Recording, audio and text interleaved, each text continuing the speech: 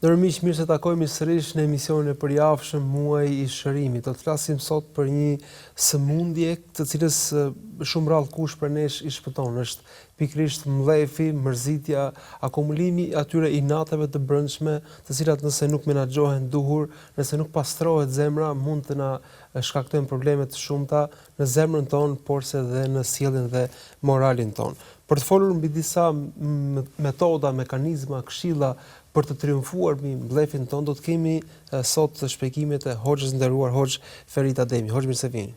Mirë se u gjejmë, faleminderit. Hoxh, nëse flasim për betejën me mblefin, me atë inatin e brendshëm që ndoshta mund të prekemi her pas here, përse është më tepër se sa thjesht një mos reagim? A duhet më tepër se sa kaq apo mjafton mos reagimi? Po, bismillah, alhamdulillah, wassalatu wassalamu ala rasulillah. Si çdo herë falenderojmë Allahun përzemërsisht, çdo herë derisa të jetë i kënaqur ai me neve. Falëndrimi takon edhe pasi të jetë i kënaqur me neve dhe përshëndetjet më të përzemërta i dërgojmë mësuesit të njerëzisë Muhamedit sallallahu alaihi wasallam, familjes së tij dhe gjithë basuesve të tij. Është një tematikë shumë me vende qëllume që realisht është një prej smundjeve që godasin çdo njeri, pa marrë parasysh është i devotshëm apo jo, është fetar apo jo, apo është njohës i argumenteve apo jo, sepse me raste e godet. Pastaj ajo masa se sa e godet dhe në çfarë situate din më gjetë është në varësisht edhe prej dijes që kemi dhe prej përmbajtjes së kështu me radhë. Kisha me thonë fillimisht që çdo smundje e zemrës sigurisht ka nosur një rrezik shumë të madh për zemrën dhe për prishjen e veprave në përgjithësi të njeriu. Pra dhe mlefi është një prej smundjeve të zemrës që kur nuk menaxhohet mirë është si rezultati i asaj që ne kemi humbur rrugën në oborsis të popullit, për shkak që nuk e njohim mirë fjalën e Zotit, nuk e njohim mirë udhëzimin profetik dhe pastaj reagojmë në forma se si na vjen ashtu. Prandaj, siç thash më herët, nga mlefi nuk është i shpëtuar askush. Mirë po, nëse pyesim a ka ilaç ose a ka mos preventive apo si duhet sjellemi në rast nëse kemi mblef apo jemi nervoz apo jemi të hidhur, padyshim që ajo shërimi më i mirë është fjala e Allahut azza jall ku ka thënë unazzilu minal Qur'ani ma huwa shifaa'un wa rahmatun lil mu'minin. Wa la yazidu adh-dhalimina illa khasara. Kemi zbrit nga Kurani apo në fjalën e Allahut azza jall kemi zbrit çka është shërim për besimtarët dhe mëshirë për ta. Pra është shërim për besimtarin. Çdo herë kur kemi një telashe, çfarë do të qoftë ajo? Smundje zemrës apo e veprave të njeriu apo gjuhës, se nga se zemra është kryesorja. Pejgamberi alayhis salam ka thënë: "Ala inna fil jasadi mudgha idha saluhat saluha al jasadu kullu wa idha fasadat fasada al jasadu kullu ala wa hiya al qalbu." Pjesa kryesore në trupin e njeriu është zemra. Nëse ato ne bëjmë përpjekje me moj të pastër, të shëndosh, atëherë krejt trupi dhe gjymtyrë dhe veprat tona dhe fjalët tona kanë qenë në bazë të dirigimit të zemrës dhe çysh gjendjen e ka ajo. Po nëse ato nuk mojmë të pastër, nëse nuk e ushqejmë zemrën me gjërat e mira, me argumente, me gjëra pozitive, atëherë edhe gjitha veprat e tjera do të shkojnë domethënë keq më keq. Prandaj kthehemi në Kur'an më së miri dhe mësojmë se si duhet ta ruajmë zemrën nga këto sëmundje shumë të rënda që ka zemra, e ndërtohesh edhe mlefi. Dhe shpesh mlefin konsiston në një ndjenjë për hakmarrje të thellë ndaj dikujt. Si na ndihmon morali i lartë, pasja vazhdimisht e një morali të lartë në parandalimin e hakmarrjes me mlef? Po, siç e theka është me parandalu padyshim që duhet kemi njohuri dhe dije paraprake. Mbi fillimisht bazat fetare, ka se mlefi, siç është hipokrizia, siç është inati, siç është hidhrimi, të gjithë njerëzit e kuptojnë se janë diçka gjëra negative, që burojnë domethënë nga zemra e sëmur dhe cilat lajnë pasoja të mëdha. Nëse ne nuk dimi menaxhu. Mirë po, si ti menaxhojmë atëre, njerëzit mundohen në forma të ndryshme Mirë po, si thash më herët, ajo në metoda më e mirë është udhëzimi profetik. Dhe padyshim fillimisht fjalë Allahut azza wa jall. Pra, çka thon pejgamberi alayhis salam, al-ilmu bit-ta'allum wal-hilmu bit-tahallum. Nuk mjafton edhe vetëm njohja, sepse e kundërta e ignorancës, që është ditunia, nuk do të thotë vetëm të dim, por ta dim dhe ta menaxhoj ma dije. Që ka thënë pejgamberi Allahut, el-hilmu bit-tahallum, pra është edhe vetë përmbajtja. Të dim të vetë përmbahemi në situata të ndryshme. Por nuk mjafton njeriu me qenë vetëm i ditur mbi diçka, por me ditë se si të sillet në situata të ndryshme të jetës së tij, qoftë në obligime, qoftë në ndalesa që haset me to. Prandaj duhet të mësojmë si të vetë përmbahemi, e kështu na mëson më së miri udhëzimi profetik, që si të përmbahemi në rastet kur mllëfosemi. Mund të ndodhë që nëse veprojmë me mlef, nëse hakmerremi me mlef, mund të bëjmë veprime shkatëruese që pastaj nuk marrin vetëm gjunahun e mlefit, por se mund të marrim edhe gjunahe shumë të mëdha. Si ta parandalojmë dhe ta ruajmë veten nga këto situata? Po. Na mëson pejgamberi Allahut sallallahu alaihi wasallam ku thotë se vërtet mlefi, nervoza vijnë prej shejtanit të mallkuar në hadith autentik. Dhe thotë vërtet shejtani në me shejtanu khuliqa min nar wa an-naru la yutfihu illa al-ma. Fa idha ghadiba ahadukum falyatawadda. Thotë shejtani është krijuar prej zjarrit dhe se mlefi dhe nervoza vijnë pra prej shejtanit të mallkuar. Dhe se zjarri nuk e fik diçka përveç se uji, prandaj ka preferuar pejgamberi Allahu sallallahu alaihi wasallam që të mirët abdes. Është një prej formave më të mira që të mirët abdes, pra të ketë kontakt me ujin njeriu në raste të mbllëfosjes. Pastaj të kërkohet mbrojtje nga shejtani i mallkuar. Pra edhe nëse kemi abdes, mirë është që të rimarrim abdes në momentin që na ka kapur kjo patnia e mllefit të thellë. Automatikisht, sepse qëllimi, po thotë pejgamberi Allahu sallallahu alaihi wasallam, është që të kemi kontakt me ujin. Pra, këtë rast abdesin nëse kemi, na nevojitet për të falë namazin është valid, por në rastin konkret, që është mlefi, atëherë mendoj se nuk bën këtë rast shumë punë, përderisa mos kemi prap kontakt me ujin. Dhe kështu që inshallah kjo është një hap shumë i mirë dhe i duhur që një udhëzim profetik që për me ul pak atë situatën dhe ndjeshmërinë e mlefit, pastaj kërkimi i mbrojtjes nga Allahu azza wa jall, pra prej shejtanit mallkum. Gjithashtu thot pejgamberi alayhis salam, nëse prapë shet që nuk mundesh atëherë ta ndrojmë gjendjen dhe të heshtim. Pra heshtja, se kur kemi mundësi me kthy, qoftë me fjalë, qoftë me diçka të ngjashme, heshtja është ajo kundër arma në nëse më thon më e mirë që mundet njeriu me ju përmbajt kësaj gjendje dhe mlefit. Edhe bashkë ta ndroj pozitën, thot pejgamberi alayhis salam, fa idha kana ahadukum qa'iman falyajlis. Nëse je në këmbë, le të ulesh, sepse ulën është më larg mundësisë së hakmarrjes apo mjashtri me zgjat dorën drejt vllaut tënd për hakmarrje, për goditje, që ato mund me ardhë me pasoja pastaj. Ose nëse dhe thot ulën prapë nuk i ka lënë, thot le të shtrihet. Por këto janë disa prej metodave që është mirë muslimani thashë çdo herë kthehemi te udhëzimi profetik. Edhe pse sigurisht që ka pastaj edhe shumë gjëra tjera, po në rast nëse na godet, këto janë ndoshta më të mirat që duhet të kemi parasysh. Ju përmendët që heshtjen dhe mos reagimin si një mekanizëm të rëndësishëm. Dhe shpesh dikush mund ta marrë heshtjen si dobësi, ndërkohë ju përmendët si aftësi të njeriu i cili gjen forcë që të heshtë, të mos reagojë. Përse është dobishme dhe fitore heshtja dhe jo dobësi dhe mangësi? Po, Allah të shpërbleft, kjo është shumë e rëndësishme me kuptu, nga se na shpesh herë mendojmë që nëse heshtim, po flas në kuptimin e gjerë, kuptimin e njerëzve, xhamatit, popullatës, nëse heshtim, atëherë ne jemi të dobët, se s'po di mu hakmarr, nuk po di me tregue mlefin ton ose hakun ton me kthy ose me marr e kështu të ngjashme. Mirë po, e vërteta është se në këtë rast njeriu nëse nuk hesht, mundet me gabu çdo njani prej neve.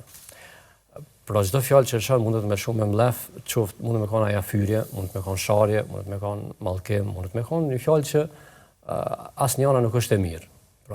Prandaj heshtja, tash nëse him të heshtja kemi shumë hadithe autentike që na sugjerojnë për heshtja është më e mirë se sa fjala jo vetëm në rast të mlefit, por në shumë sfera të jetës.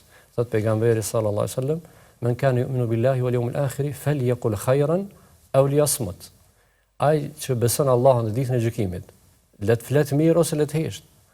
Do të thonë edhe kur të flasim në raste normale, jo me fol gjithçka. Sepse ai që flet shumë pastaj edhe mund gaboj shumë. Edhe mund të thotë shumë pa vërteta. Prandaj heshtja shumicën e rasteve është më mirë, e sidomos në vjetën e pyetjes që tek mlefi është shumë më mirë si zgjidhje dhe pejgamberi sallallahu alajhi wasallam ka thënë leysa ash-shadidu bisur'a, walakin ash-shadidu alladhi yamliku nafsahu 'inda al-ghadab. Nuk është thot i fortë ai i cili reagon me shpejtësi. I fortë i vërtetë është ai i cili e përmban veten e tij në rast të hidhrimit dhe mllëfosjes. E përmban veten e tij.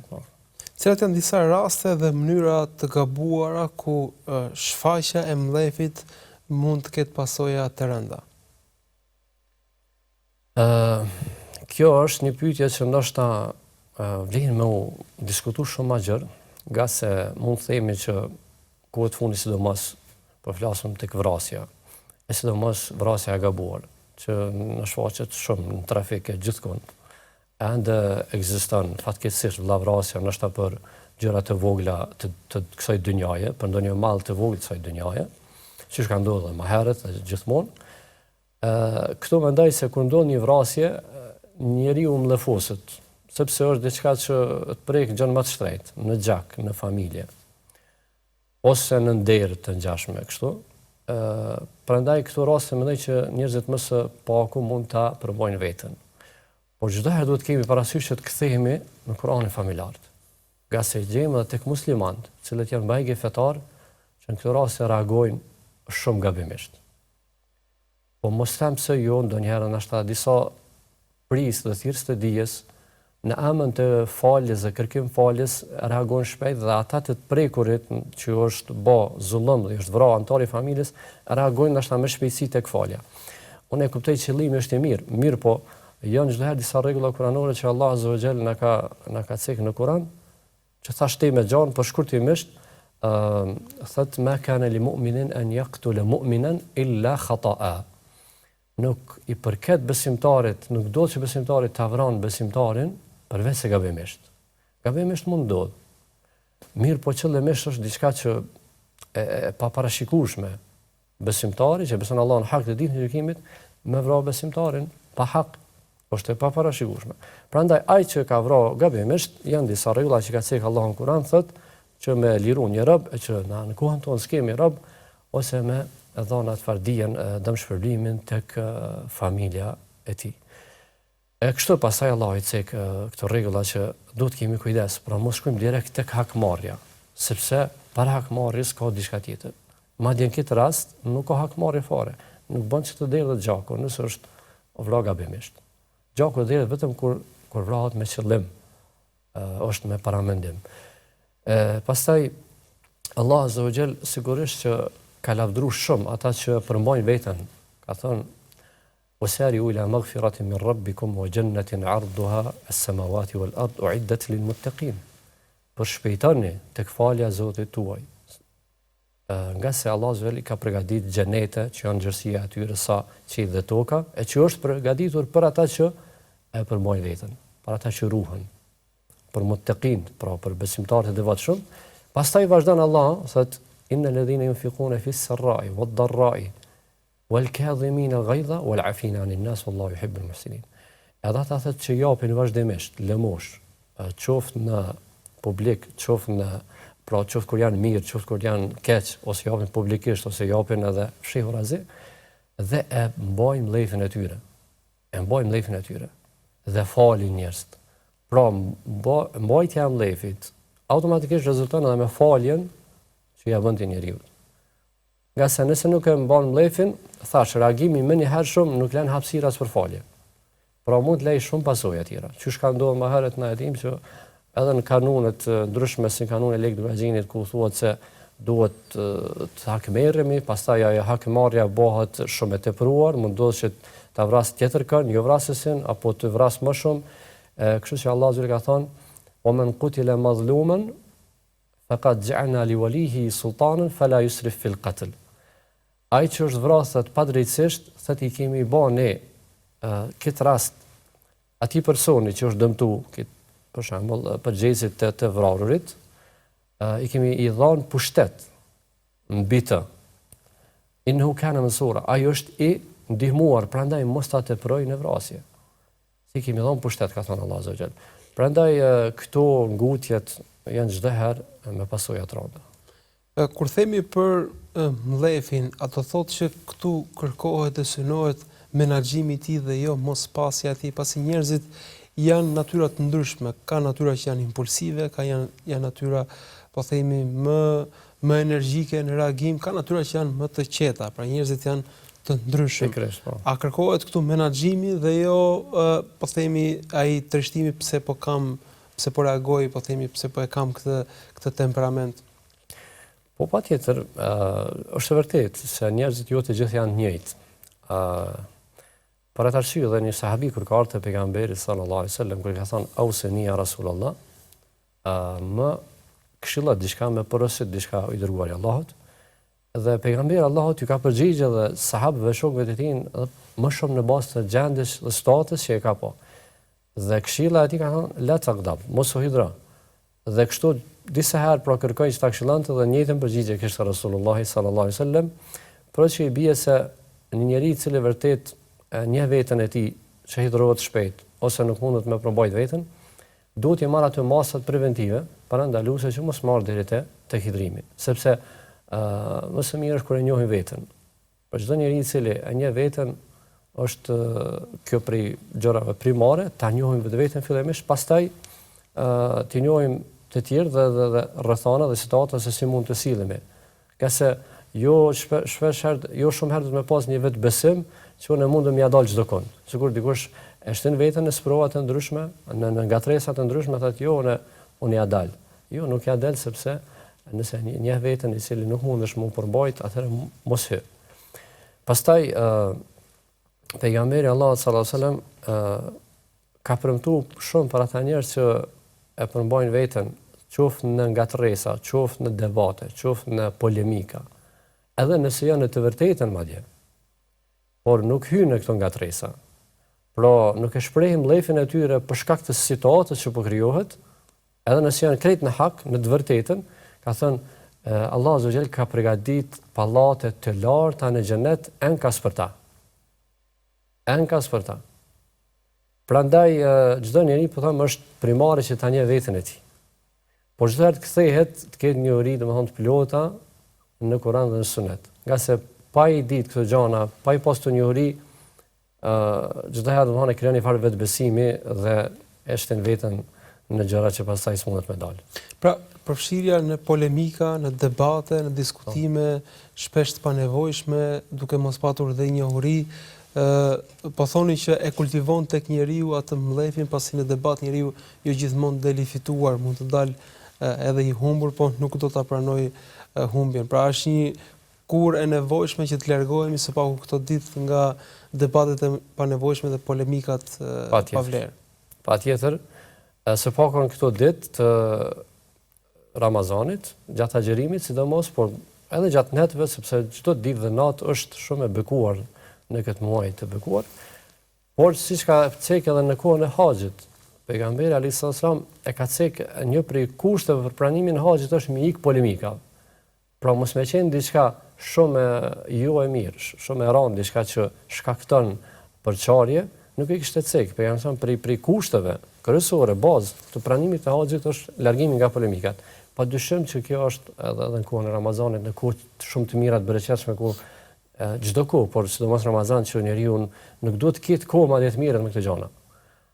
Ne kemi ethere, transmetime të ndryshme edhe nga vetë sahabët dhe gjeneratat e para të arta, tabiin kështu me radhë, që edhe dijen si dije që kanë pas ata ushqim të përditshëm, sepse shumicën e kohës ja kanë kushtuar dijes dhe përcjelljes këtij mesazhi deri tek ne që është sot, në kohën e Ramazanit i kanë lënë dhe që ajo që shumë e vlerë. Por janë marrë më shumë me adhurim, ibadet, me veten, janë marrë me leximin e Kuranit. S'kan pas kohë madje edhe shumë me dije më mirë.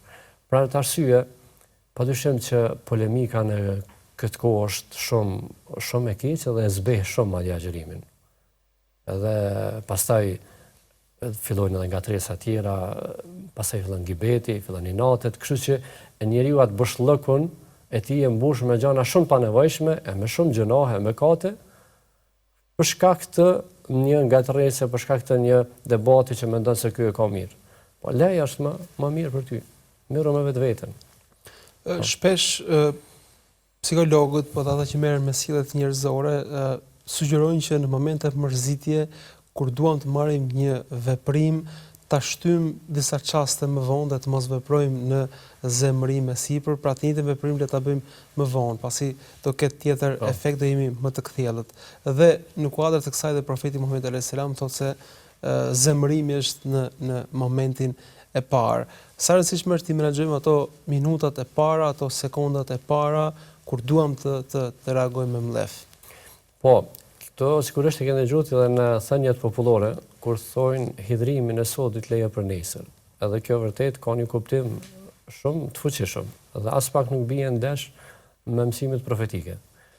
Nga se çuçi cek edhe ti, nëse neve na vjen një lajm por një çështje të caktuar, që është një lajm shumë i keq, edhe ne reagojmë, pastaj mund të gabojmë shumë, sepse lajmi mund të jetë mos jetë i saktë, ose mund të mos jetë ashtu që shtek e kuptu. Prandaj, çdo herë në rastet të hidhrimit, pra i mençuri, i dituri, çdo herë nalet dhe fillon një herë e analizon situatën, një herë mban veten, përmban mlefin, e pastaj e shikon se si mundet me menaxhu, sa çfarë duhet me vepru. Por ai i cili reagon më një herë, në çfarëdo situate që mund të mlefoset, siç thash, qoftë me ndonjë lajm, qoftë me ndonjë fjalë që ja thet dikush, një antar i familjes, ai padyshim që ka me lan shumë pasoja të mëdha. Prandaj çdo herë këshillohet, edhe në mësimet popullore shëtsika, edhe në mësimet profetike, edhe Allah Azza wa Jalla që na porosin në Kur'an, që rastet e mlefit duhet patjetër ta stopojmë veten. Patjetër ta stopojmë veten. Mundohemi ta mbajmë. Por ju vetëm me stopu dhe me qëndru të mlefosur me mojnë brenda, sepse ajo mund të shpërthej. Po çdo herë shëtsika më herët, ta marrëm një shkak, një sebeb, një veprim të caktuar, e cila na largon edhe atë gjendje, atë situatë të mlefosjes. Sepse edhe mbajtja e gjërave brenda shpeshherë mund edhe të shkaktojë edhe ndonjë, sikurse që është çështja e stresit, e depresionit. E gjitha këto mund të shkaktojnë sëmundje trupore, nervore, psiqike, shpirtërore, por çdo herë udhëzimi dhe zgjidhja më e mirë për çdo sëmundje të zemrës, po dhe më mirë të them parandalimi, është të kthehemi në mësimet profetike. Edhe ti praktikojmë ato, ti kultivojmë, jo vetëm me mësu, po patjetër me i praktikuar, me kultivuar, sepse thash në fillim nuk mjafton vetëm me ditë. Kemi shumë njerëz që dinë, janë të dijshëm, ndoshta janë doktora, janë akademika, por praktikisht e shohim që ndoshta bojnë gabime të cilat janë pa tolerueshme edhe për një njerëz thjesht. Pse se nuk e kanë kultivuar shumë dijen, edhe ajo duhet të kultivohet patjetër që të ketë dobi. Pejgamberi Allah na ka mësuar edhe çu duhet të kërkojmë hajrin dhe çu të kërkojmë mbrojtje nga sherri. Na ka mësuar. Allahumma allimna bima yanfa'una. O Zot, na jep dija që na bën dobi. Por nuk mjafton vetëm na dhon dije, po një dije që na jep dobi. Dhe ne e praktikojmë atë dije, dhe ne e kultivojmë atë dije, e kështu me radhë. Ju po thonin se ajetet kuranore të cilat janë një udhëzim dhe një shpjegim mbi menaxhimin e mlefit apo e kurimit të zemrës, kur të lexojmë do të lexojmë si histori që na flasin ne dhe jo thjesht si ngjarje të skaluar ose si ajete që i flasin një kategorie jashtë nesh. Pra, si duhet të jetë ndërveprimi me ajetet dhe hadithet profetike?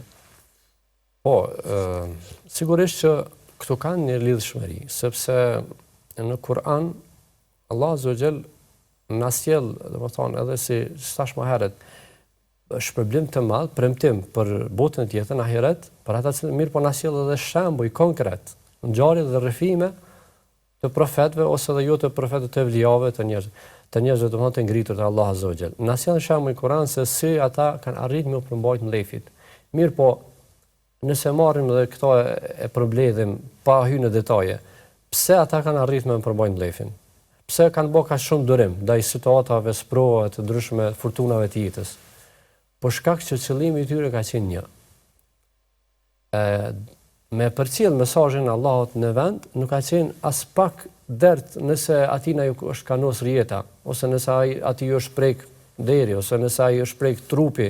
Ka pas raste që Jusufin alayhis salam dhe e kanë rrah, dhe kanë dashur me mbyt, ose tash nëse marrim si shembull që ka qenë njëri i sprovuar dhe të kohën do të thonë ka pasur. Jusufi përmendet posaçërisht për një model të lartë të durimit dhe të mos mllëfosjes.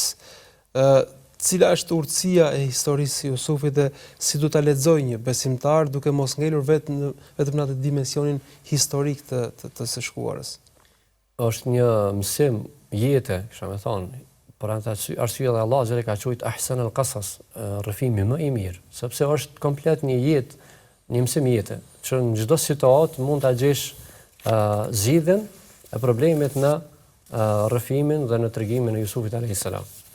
Prandaj thash, synimi i tij ka qenë që ta çojë mesazhin e Allahut në vend, kënaqësia e Zotit, nuk ka qenë aspekti personal se apo dëmtohet apo jo.